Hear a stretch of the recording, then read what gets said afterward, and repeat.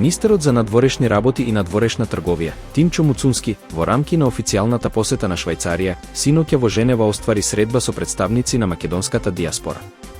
По тој повод, заеднички беше одбележан Денот на независноста, 8 септември. Муцунски ја истакна улогата на диаспората како значаен мост за поврзување со државите домаќини, но и како чувар на македонскиот идентитет.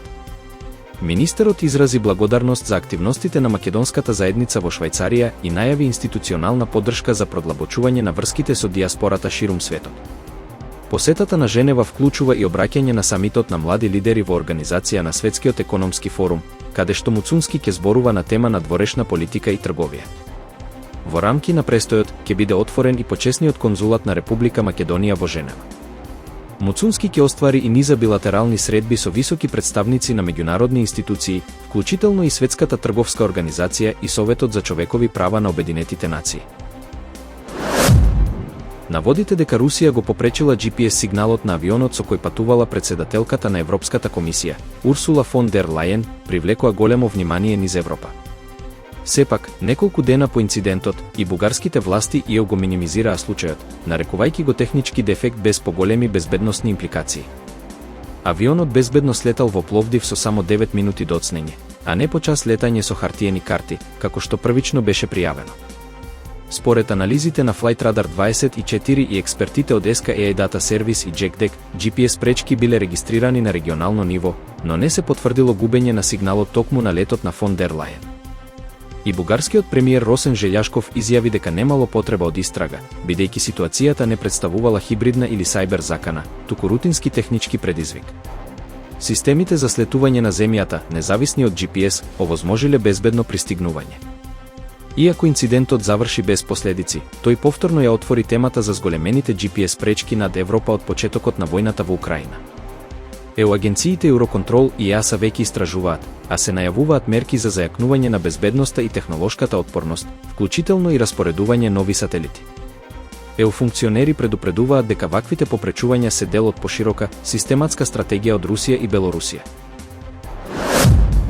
За време на воената парада во Пекинг, на која присуствуваа и севернокорејскиот лидер Ким Џонг Ун и кинескиот председател, рускиот председател Владимир Путин изјави дека е подготвен за средба со украинскиот председател Володимир Зеленски.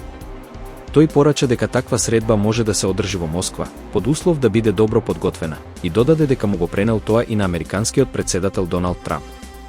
Путин нагласи дека постои светло на крајот од тунелот и изрази отвореност за прифатливо решение за завршување на војната во Украина, но предупреди дека, ако тоа не е возможно, Русија ќе ги оствари своите цели со воени средства. Изјавата предизвика реакции во Киев и меѓународната заедница. Украинскиот министер за надворешни работи, Андрий Сибија, го оцени предлогот како свесно неприфатлив и потврди дека председателот Зеленски е подготвен за директна средба, но не под руски услови. Тој посочи дека неколку неутрални земји, како Австрија, Ватикан, Швајцарија, Турција и 3 држави од заливот, се понудиле како домаќини на евентуален самит. Според Сибија, само силен меѓународен притисок може да ја натера Русија сериозно да пристапи кон мировниот процес. На маргините на воената парада во Пекинг, кинескиот председател Ши Џинпинг и рускиот лидер Владимир Путин беа снимени како разговараат за иднината на човечкиот живот, бесмртност и пресадување органи. Моментот беше фатен во пренос на кинеската државна телевизија, додека Ши, Путин и севернокорејскиот лидер Ким Џонг Ун прошетуваа по плоштадот Тиенанмен. Со развојот на биотехнологијата, човечките органи можат континуирано да се трансплантираат и луѓето можат да живеат се помлади и дури да постигнат бесмртност, рече Путин. На што Ши додаде дека во овој век е можно луѓето да живеат до 150 години. Разговорот, иако неформален, го привлече вниманието на светските медиуми поради ретката отвореност на лидерите за вакви теми. Путин подоцна за руските медиуми повтори дека напредокот во медицината и замената на органи може значително да го продолжи активниот животен век. Настанот беше историски и поради тоа што тројцата лидери за прв пат се појавија заедно во јавност, што аналитичарите го оценија како символична порака на соработка и алтернатива на западноцентричниот светски поредок.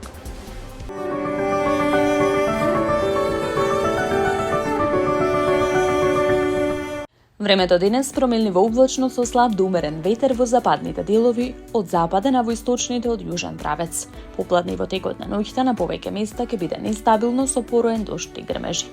Наместа процесите ќе бидат поинтензивни во форма на невреме, со пообилен пороен дожд, засилен ветер и услови за изолирана појава на град. Во Скопје е промелниво облачно време со слаб променлив ветер. Попладне во текот на ноќта нестабилно со пороен дожд и грмежи. Во делови од котлината процесите ќе бидат во форма на краткоутрајно невреме.